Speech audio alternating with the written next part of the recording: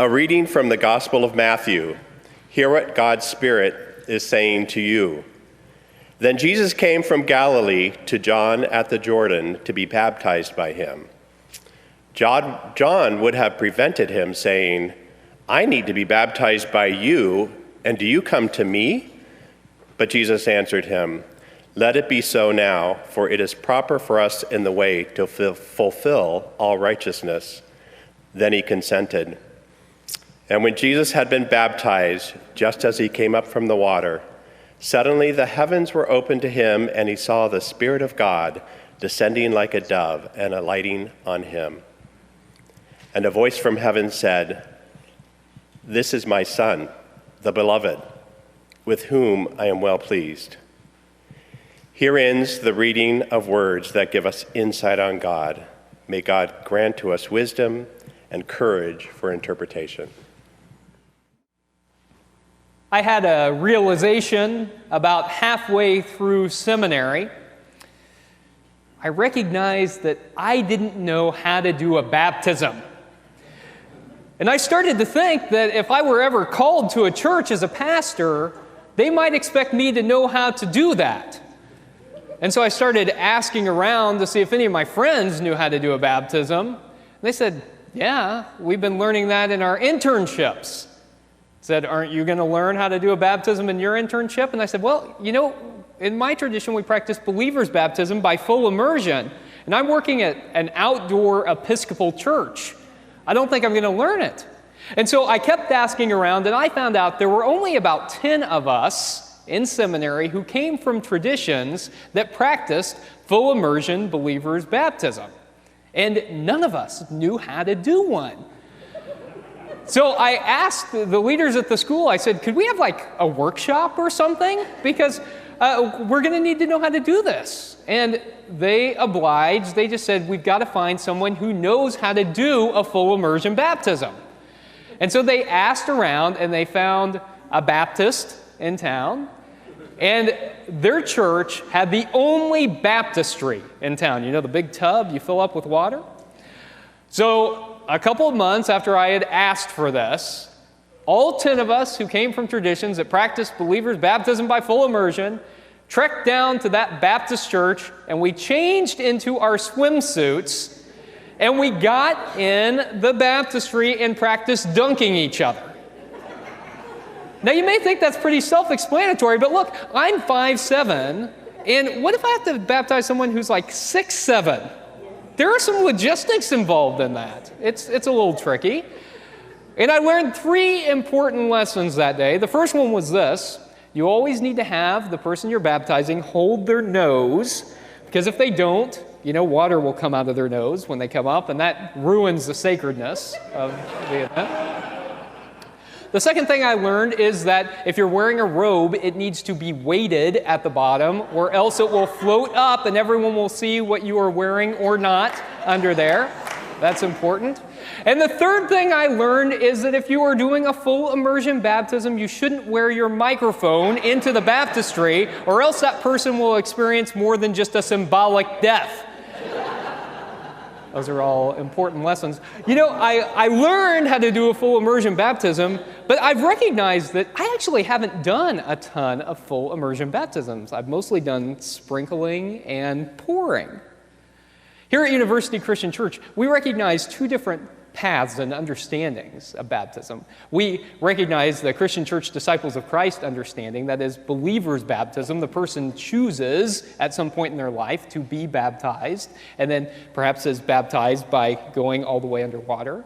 And we also recognize from our United Church of Christ strand infant baptism, or baptism at any stage of life. And the understanding in that way is that baptism is not a marker, a ritual marker of a decision to follow Jesus as it is in Disciples, but a welcome into God's community. And so if everyone is truly welcome into God's community, then why would you deny that from anyone? I think they're 2 beautiful understandings, and the thing I love the most about this church is that we allow you all to make your own decisions about what you think is happening, and and we agree to walk with you on your faith journey. I think that that's beautiful. I think that baptism is beautiful, and I think it can be a very important marker. I also recognize that some people don't feel that call on their lives, and we recognize that as well, that you can follow Jesus having not been baptized as well. Today, though, is the day in the church calendar where we get to talk about Jesus' baptism. It always happens at the beginning of January, and I don't always do a great job of following the liturgical calendar, the church year, but I always try to talk about Jesus' baptism because it is the first act of Jesus' ministry. The story we heard today comes from the Gospel of Matthew, and you may remember that a lot has already happened in the Gospel of Matthew. We've heard Jesus' genealogy. We've heard that he's descended from the great King David. And in this version, we have heard the Christmas story, but it's a little bit different than the one we get in Luke. Mary and Joseph don't travel to Bethlehem for a census. They're already there. And we discover that Jesus is born in a house. And this is the gospel where the Magi, the astrologers from the east, see a star and they travel kind of like an ancient GPS system following this star to Judea. And they stop in to see Herod, who is the duly appointed Roman king of Judea, the puppet king. And they tell him, hey, there's going to be a new king rising up. And Herod is surprisingly not real thrilled with this news. And so he says, hey, how about when you find this new king, you stop back by here and let me know where he is so that I might pay him homage. Well, the Magi go and they bring the gifts of gold, frankincense, and myrrh. We've got those right up here today. They're all real too, except for the gold. I heard that that's candy wrapped in gold. But the frankincense and myrrh are real. They bring those gifts to Jesus, and then they're warned in a dream what's going to happen, and they return home by another road, not stopping by Herod. Remember what happens next? In the story, Herod channels the Pharaoh of several centuries before, and he orders the murder of the children, firstborn children in Judea. And so the Holy Family has to flee. They become refugees. They flee to the land of Egypt and seek asylum there. I think that tells us a lot about how we ought to treat refugees in our land, right? They are seeking asylum in the land of Egypt, and they have to stay there until King Herod dies because they're afraid of persecution. Do you remember a few years ago, some of you may remember this, we were working with a Syrian family, and we had to be very careful with what we shared about that family on social media or even in our newsletter because their family was still living in Syria. And if word got out that they were here, the family members might have been persecuted.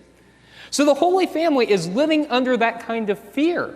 And it's only after King Herod dies that they travel back to Judea and they settle in Nazareth of Galilee. That's everything that's happened up to this point in the Scripture. We don't get to hear any more about Jesus as a baby, as a kid growing up, his teenage years, those rebellious teenage years. We don't get to find out much about him as a young adult. He stands on the banks of the Jordan River at age 30, listening to John the Baptist, this wide-eyed, wild-haired, kind of odd prophet, talking about baptism. Have you ever asked why John was out there talking about baptism? You ever wondered that?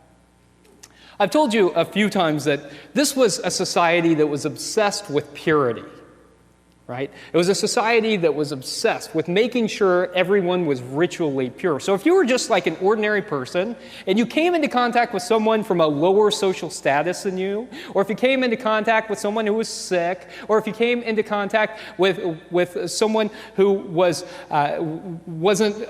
all the way clean, or they had some other kind of religion than you did, any of those kinds of things made you ritually impure. What that meant was you couldn't hang out with people in your own social circle. It meant you couldn't go to temple. And so if you wanted to do that kind of stuff, you then had to go into a ritual bath. You couldn't just go take a shower. You had to go into this ritual bath. It was called a mikveh. And you would walk down these stairs and you would immerse yourself in this water. And then you'd come back up and you'd be ritually pure.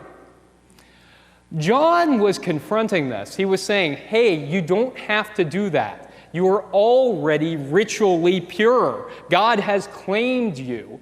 Just by coming into contact with other people, you're not making yourself ritually impure. You just have to do this once. Get cleansed here.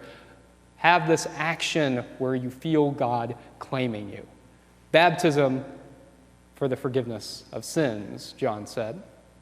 Jesus was apparently moved by this. He was interested in this. He was there listening to John speak. And he goes into the Jordan River for John to baptize him. Now, people disagree exactly why Jesus was there with John. I'm one who thinks that Jesus was likely a follower of John the Baptist before he started his own ministry. And whenever John was killed by the Romans, then Jesus took up John's mantle and began his own ministry. But it is there in the Jordan River where Jesus' ministry begins. It's a pivotal moment. That's why in all of the synoptic gospels, Matthew, Mark, and Luke, this moment is the moment where Jesus begins his public ministry. Mark doesn't even mess with the Christmas narratives. He starts right here on the banks of the Jordan River.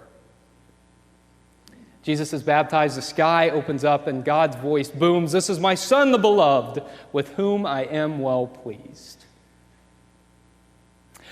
You know, I was baptized by believer's baptism when I was a teenager, and I think I kind of expected a moment like that when I got baptized. You know, for the skies to open up, there to be some kind of a dove, a bright light or something.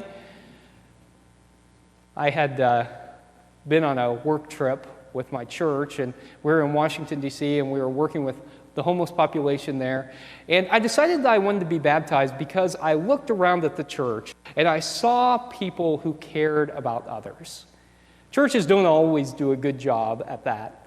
But I looked, and I saw my church filled with people who were trying to make the world better. And they were trying to make the world better because they were trying to follow the teachings of Jesus. And I said, I want to be a part of that. I want to be baptized. What I discovered, though, was that baptism on the other side looked very similar to what life looked like before I'd been baptized, you know? I tried to follow the teachings of Jesus, but I was already trying to do that. You know, I grew up in the church. We talked about Jesus every week. There wasn't this kind of life-shattering moment. All I really did was show up to church. But you know, I've been thinking about this, and I've been reading some words from a professor at Chicago Theological Seminary. Her name is Stephanie Buchanan Crowder. And here's what she said. She said, you know, we think about this moment of Jesus being baptized in the Jordan River as this incredible moment. She said, listen to what actually happens. She said, God isn't thrilled. The Creator isn't jumping for joy. The God of all creation is simply pleased. And she said that's because Jesus hadn't done anything yet in this gospel. I mean, his family has been through a lot, but in the gospel, Jesus hasn't even spoken yet. He's just showed up. That's it. Just showed up at the Jordan River. But you know, there's something to showing up, isn't there? I mean, showing up? Showing up can actually make a lot of difference. If you show up, God can use you. I mean, sometimes showing up is 90% of it. I mean, think about this. A loved one dying and you showing up at their bedside. A friend in need and you showing up by just sending them a text saying, you okay? Showing up at a justice rally that leads to real systemic change. Showing up to church on a Sunday morning. Showing up out in the world. Doesn't showing up actually do quite a bit? Joseph Campbell was an American religious studies professor, and he said this. He said, "We must let go of the life we have planned to accept the one that is waiting for us." If we show up letting go of our expectations about what is supposed to happen, about what we are supposed to do, if we just show up, sometimes that can be incredible. The Buddha put it like this. He said, "Most of our suffering in this life is caused by our attachment to expectation, what we think is going to happen. When we let go of that attachment to what we think is going to happen, what we want to happen, and we allow this life just to be, God can do incredible things." So I've been thinking about that this week, and I've had a realization. I've heard that it's a new year. It's 2023, is that right? Did I get that information right? It's 2023, and I know that sometimes we make resolutions. Have you made resolutions yet? Yeah, some. Have any of you made resolutions and already given up on them? Okay, so if you're making a resolution, or if you've already made one, you've given up, I've got a resolution for you. How about this year as a community, we make a resolution to show up? That's right, just show up. Show up and see what God can do with us. So friends, let's make that resolution together. Let's go into 2023 and be ready to show up and then get to work. May it be so, and thanks be to God.